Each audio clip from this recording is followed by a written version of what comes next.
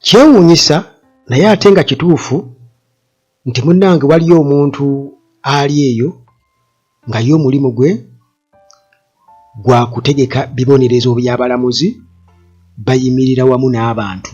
Kasita omulamuzi abaamu obuntu waliwo abali eyo abali ku mulimu ogw'okubeera nga kati ono tumukole bwe tuti, ono tumukole bwe tuti, ono tumukole bwe tuti. Kati munnange bino byonna nga bwe mbikugamba oyinza okubuuza obijjawa. Kakati nti waliwo abalamuzi mbu abaanyiiza babboosi baabwe nti baabanyiiza. Bwe ŋŋamba babboosi bwe ndekawo gaapu osobola oteekamu amannya nti babboosi ono n'ono. Kakati munnange omu ku abo ye mulamuzi eyawa Matembe Bail.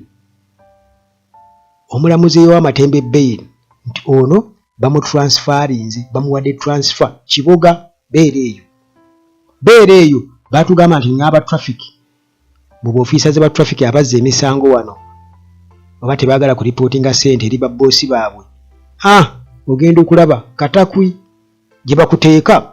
Kakati munnange bino nga bw'obiwulira teweerabira aba maintenance palace balina solar systems bwe ze bwali badde bwetaaga okuwona ebbula ly'amasannyalaze. Balina ebyamaze n'ebyamasannyalaze byonna ne ttiimu ey'abakugu esobola okuyambako kubyesitoolinga. Ate nga Hillside View Apartments, zino apartments oba ebisulo birungi nnyo era bisangibwa ku Entebbe Road. Bw'otuuka e Namulanda Kitendeka Jansi buuza ejjanyi ku kyaki yewwa gy'ogenda okusanga ebisulo bino bya Hillside View Apartments omuli buli kimu, ebisenge bibiri ebisulwamu ate nga binyirira nnyo, ng'oggyeko ekinaabiro ne toilet ebinyirira okuzaama, ekiyungu eky'omulembe omuli buli kimu, eddiiro erituulwamu ery'omulembe, balcony enyirira ennyo ate nga bw'otuulawo akawewo kakufuuwako n'eri omulirwano. Tolaba busiraamu nti olabe omulirwano gw'otuulako oba ng'ojjukira oli kasozi waggulu gy'obeera olabira buli kimu. Kakati beeba Hillside View Apartments, wifi ya bwiriiri, sanyazi tegavaako, transport eva ku airport, enamba ng'ogigi wano ku Uganda Atalagi. Kugambye kakati katusooke tugende mu mboozi yaffe. Njagadde nsooke mpiseewo obwo. Kakati munnange magistrate ono Miss Gloria Atim n'abalala tali yekka, era nabano abalala bonna be bawadde transfer baliko be baawa bail, baliko engeri gye baanyiizaamu babboosi baabwe. Kakati munnange ono gwe twogerako omulamuzi Gloria Atim ono jjukira ye yaakava okuwa Honorable Miriam Matembe bail. Kati bamutransferinze bamusuddeyo Kiboga district okuva e Luzira wano, abadde akolera Luzira. Kiboga beera eyo alina ebigambo bye yayogera ng'agenda okuwa bail. Ngenda kubikuwa naye kansooke ndowooza nkuyitiremu mu abo be bakasuse eyo e Buziizi, era nga weebuuza lwaki be bakyusizza beebo bokka be tumanyi abaali babaddeko engeri gye bawaamu bail. Kakati munnange Nakawa division wano mu Kampala, Ivan Senoga ono yawa Timothy Kalyegira bail. Ono nno munnange naye bamusuddeyo Luweero, beera eyo Luweero. Kati waliwo omulamuzi omulala William Muwonge, ono baasooka kumujja Kawempe ne bamutwala Mukono, oluvannyuma ne kitabamalira ne bamutwala mu Arua. Naye ono naye yawa bail bananup 21, abawagizi ba nup 21 ba political prisoners yabawa bail 25,000 n'abawa bail. Kakati abo abalamuzi bonna abaliko ako bonna eri. Kakati esiga eddamuzi tulirinze ligenda confirminga transfers zino zitwogerako, naye nga newankubadde bo enkyusakyusa y'abalamuzi eyo bagitwala okuba nti eri nnomo terina buzibu. Naye lawyer Saasi Marvin yagamba nti enkyusaganya eyo ey'abalamuzi transfers ezo ziriko obubuuza kubanga yayogera ku timing ne pattern of the changes. Muganda wange teweerabira nti Amora Beauty balina shea butter ali organic. Tokkiriza kumira nkanyanya kubanga bino bijja kumeza enkanyanya muganda wange. Kakati aba Amora Beauty lwanyise enkanyanya shea butter ali organic beba Amora Beauty. So nga ate ne Dr. wano ku Uganda Atalaji waali Dr. ajjanjabe ebirwadde byonna. Abantu bangi nnyo wano ku Uganda Atalaji bajja n'ebizibu ebyenjawulo ne bankubira oba ne bampereza message ku WhatsApp ng'ekibuuzo kiri kimu naye tunaawona. Ne mbagamba bannange omusawo wuuye naba mwogerezeganye naye ngenda okuddamu okwogerezeganya nabo nga bagamba wange omwana wange yalina alusazi nga zimutta naye kati yaddayo dda ku ssomero naye mbadde nga alusazi ziracement alusazi ziruma n'omuntu n'atuuka n'okubira nga bw'agenda emmanja afuluma musaayi nali sikimanyi naye gwe alusazi nga za bulabe naye abo bonna kati basambira waggulu nga jjanzi.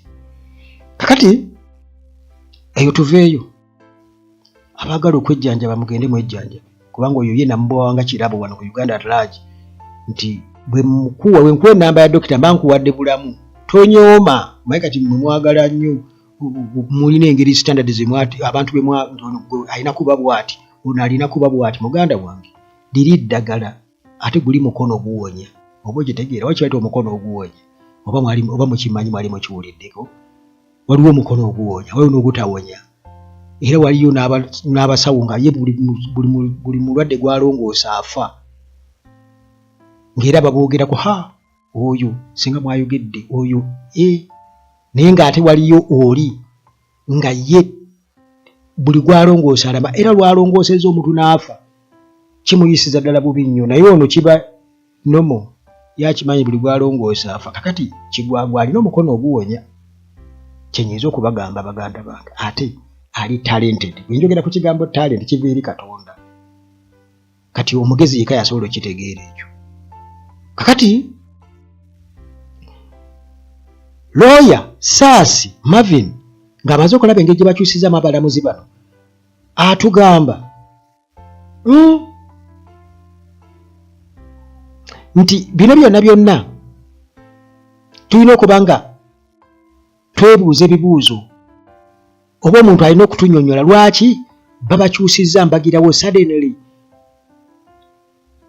Katusuubire nti tebagenda oba tebigendereddwamu kubabonereza. Ekyebuuzibwa nti essiga eddamuzi riri independent, essiga eddamuzi riri independent nga bye batugamba. Lawyer Saasi yabuuza. Kakati jjukira nti omulamuzi oli gwe twogerako omulamuzi Gloria Atim bwe yali awa ensala mujjukira mu gw'amatembe yagamba mbu I'm a simple human being entitled to give justice to all people of Uganda. Nze ndi muntu wa bulijjo era nga kinkakatako okubeera nga mpeereza n'obwenkanya eri abantu ba Uganda. I owe allegiance to Uganda. I'm a judicial officer, a Catholic by religion, and aged 45 years. God help me in the decision I'm about to deliver. Ati mbwatu bwe yagamba nga asoma okulamula kwe era nga amaze okubeera nga alaga nti ali ku level yemu n'abantu ng'era bannayuganda abalala bonna era ye Uganda gyakulembeza mu byonna era ye mulamuzi ate munnaddiini akkiririza mu Katonda omukatuliki alina emyaka 45 byonna n'abyogera ng'alinga akola ekiraamo kubanga yalinga abiri ensanafu Katonda nnyamba mu kusalawo kuno kwe ŋŋenda okukola. Bw'atyo n'akatimbula kitegeeza nti kubanga jjukira nti amasimu gaali gamukubirwa kuva eriyo wasidye gamukubirwa. Kati yadde pasita omwamitaani ono Sserwadda yatulimba simaya Museveni yali smart aliyo naye essimu emu kale bye byaliwo. Naye ate omulamuzi lwaki yali ayogera bw'atyo abanga yali independent? Waliwo n'abaagala okulya obuyinja nga si bwabwe. Ekyo nakitegeera naddala abo bapasita abo. Kaakati munnange kino kiringa okuswaza, katusuubire nti ate abalala tebaatye kubanga kulinga okuswaza n'okutiisatiisa, embarrassing and intimidating. Era katusuubire nti abalala tebagenda kutya kubeera nga bawa bail naddala abawagizi ba NUP oba aba opposition nga batya nti munnange bayinza okunkasuka eri enkoko ze zitakula zizza mu maaso ndeka.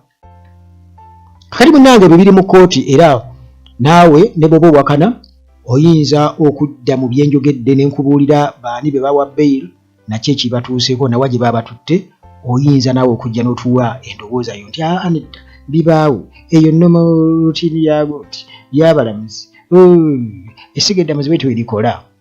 Naffe tutegeera tetuli baweewe, naye Mukama Katonda asaasire eggwanga lyattu Uganda kubanga kirabika munnange lyava dda mu mikono gya bannansi. Kye nnyinza okukugamba kati bannansi mulina kwebeereramu okulaba nga ebintu nga bino tebibaawo. Mukama akuume.